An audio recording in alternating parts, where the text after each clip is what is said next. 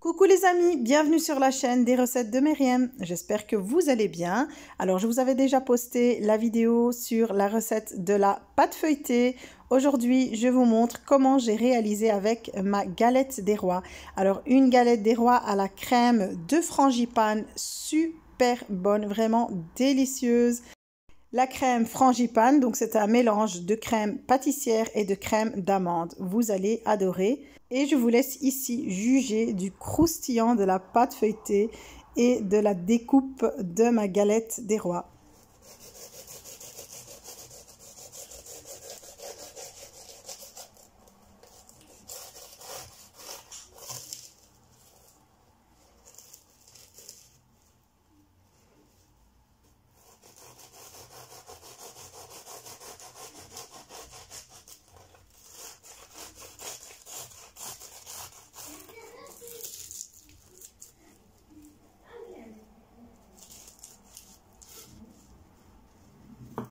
Alors, n'est-elle pas appétissante?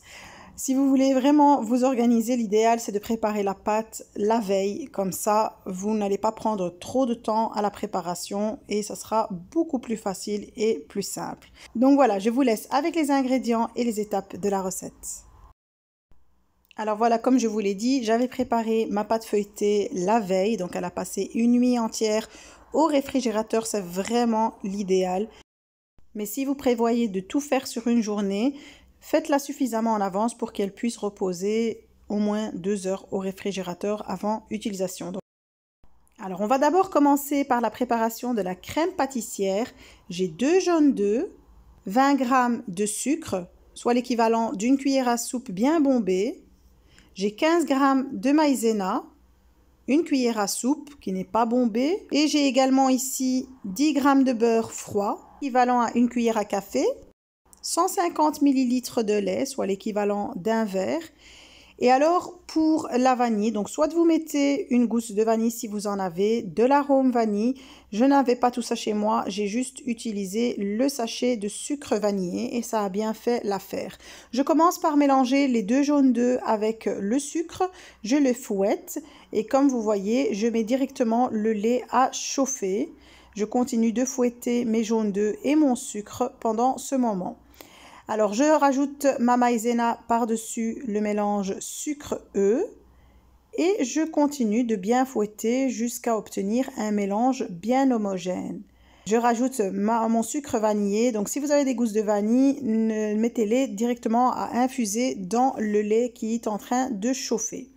Alors, quand mon lait a bien chauffé, je viens le verser par-dessus le mélange en mettant une petite passoire pour éviter les résidus et je vais bien mélanger au fouet vraiment pour que le mélange devienne bien homogène et qu'il n'y ait plus de petits résidus. Alors comme vous voyez ici, je remets dans une casserole et je mets sur feu doux. Donc on ne va pas y aller à feu vif pour éviter de brûler la crème. Et je ne cesse de fouetter. Donc vraiment, il ne faut pas arrêter de mélanger continuellement jusqu'à ce que la crème pâtissière s'épaississe. Vous voyez ici, elle commence à s'épaissir et elle commence à se retirer du fond de la casserole quand je fais des mouvements avec le fouet. Donc voilà, ma crème est prête. J'ai juste rajouté ici les 10 g de beurre. Faute de problèmes techniques, je n'ai pas filmé. Donc voilà, j'ai mis mon petit morceau de beurre, mes 10 g, petite cuillère à café. Et je mélange bien de façon énergique. Il faut donner un peu de force pour avoir une belle crème pâtissière bien lisse et bien brillante. Donc vraiment, il faut rester à fouetter jusqu'à obtenir cette belle texture bien lisse. Donc une fois que j'ai terminé, alors je vais placer ma crème pâtissière dans un bol. Vous voyez, on obtient une belle crème vraiment bien brillante et qui a une belle tenue. Je filme au contact et je réserve au réfrigérateur pour qu'elle refroidisse. Alors maintenant, on va passer à la préparation de la crème d'amande. J'ai ici 100 g de beurre mou, 130 g de poudre d'amande, 100 g de sucre, de l'arôme d'amande pour relever un peu plus le goût et 2 œufs.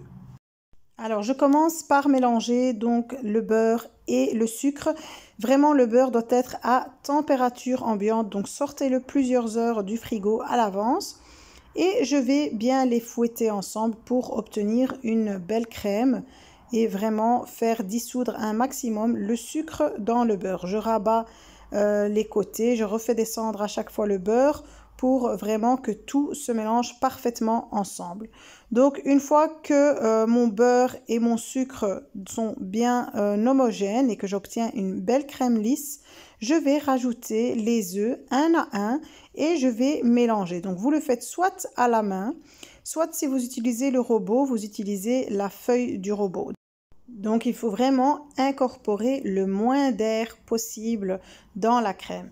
Donc on va juste mélanger et ramasser le tout. Alors ici vous voyez j'ai rajouté l'arôme, donc vraiment quelques petites gouttes pour un peu relever le goût de l'amande, et j'ai rajouté ma poudre d'amande et je mélange. Une fois que le mélange est bien homogène et que je n'ai plus de poudre d'amande, j'arrête. Donc il ne faut pas fouetter le mélange. Donc vous voyez, on obtient une belle crème d'amande avec une super belle texture.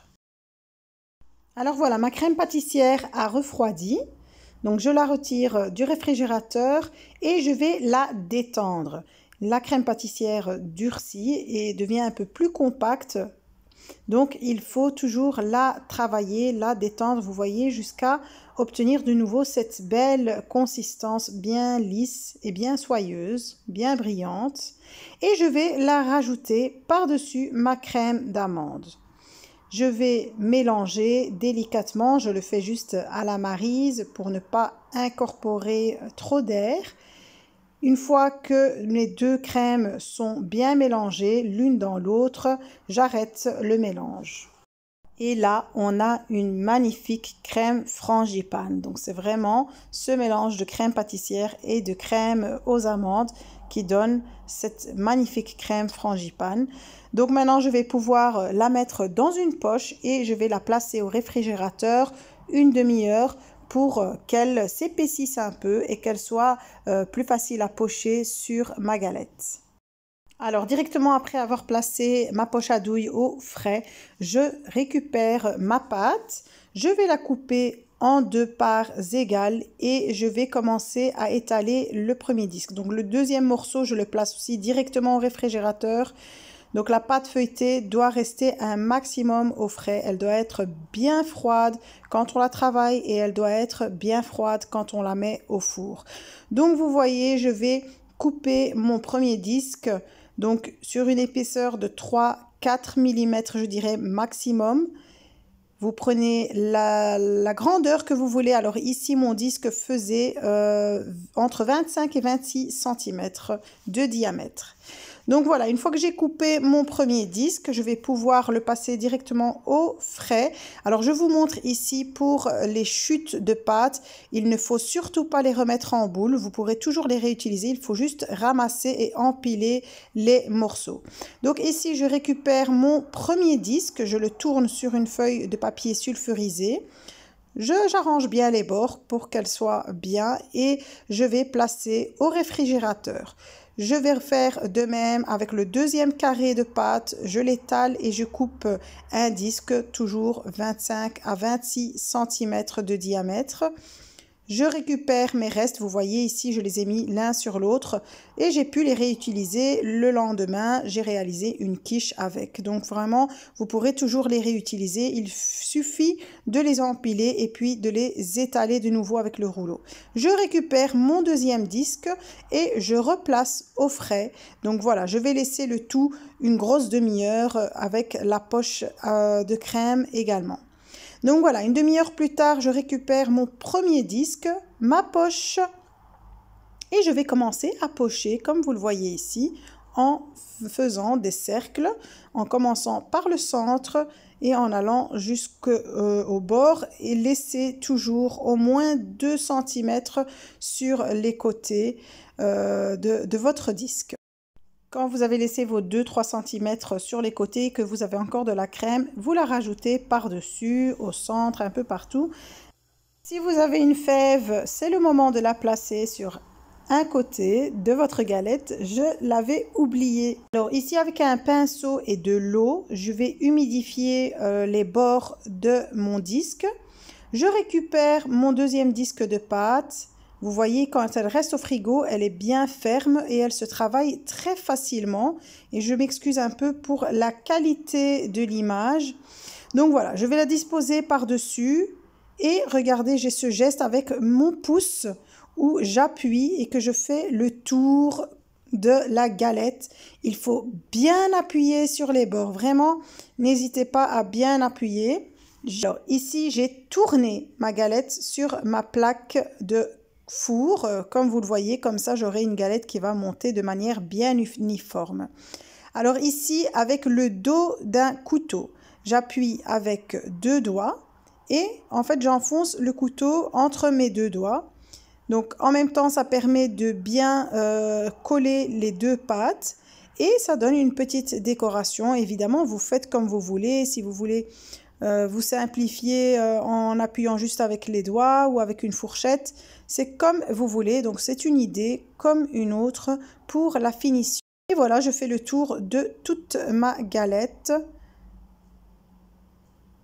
Et une fois que j'ai terminé, je vais badigeonner ma galette.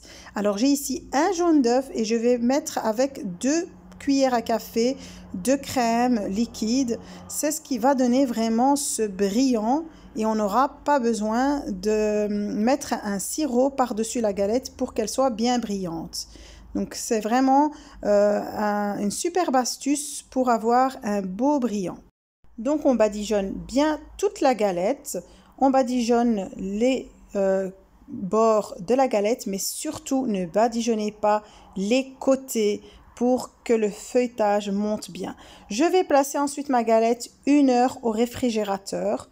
Je la ressors après 1 heure. Je badigeonne avec une deuxième couche de jaune d'œuf et de crème.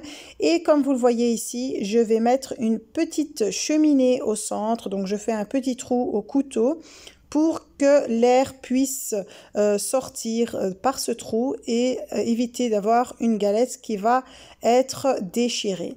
Alors après, la décoration, évidemment, ça reste subjectif. On fait des traits comme on veut, on dessine des feuilles ou on fait ce qu'on veut. Donc j'ai fait un peu ce que je sentais sur le moment. Et comme elle est bien restée au frais, vraiment, c'est très facile de faire des dessins par-dessus. Alors, je continue de faire des petits trous. Je vais en faire 4-5 autour de ma galette et faites-les de préférence sur les traits que vous avez réalisés pour avoir une belle galette. Je l'enfourne directement et j'avais préchauffé mon four à 200 degrés. En chaleur tournante, c'est toujours mieux. Si vous ne l'avez pas, ce n'est pas indispensable. Je la cuis pendant 10 minutes à 200 degrés et je baisse la température à 180 degrés et je l'ai laissé 35 minutes. Donc au total, j'ai pris 45 minutes pour cuire ma galette. Vous voyez à la sortie, elle est vraiment bien gonflée, bien brillante, pardon. Elle est très appétissante et je vous raconte même pas les odeurs de frangipane, c'était le top. Vraiment, c'est une recette à tester, surtout en cette période où on voit des galettes des rois partout, ça donne vraiment envie. Là, vous aurez fait votre propre recette avec votre propre pâte feuilletée. En tout cas, j'espère que j'ai pu vous aider avec ma vidéo et qu'elle vous servira et qu'elle vous aidera dans la réalisation de votre galette. N'oubliez pas de liker, de partager ma vidéo avec vos amis, de me laisser un petit commentaire et de vous abonner à ma chaîne si c'est la première fois que vous passez par ici. Et en tout cas, moi, je vous dis à très vite pour une nouvelle recette et en attendant, prenez soin de vous.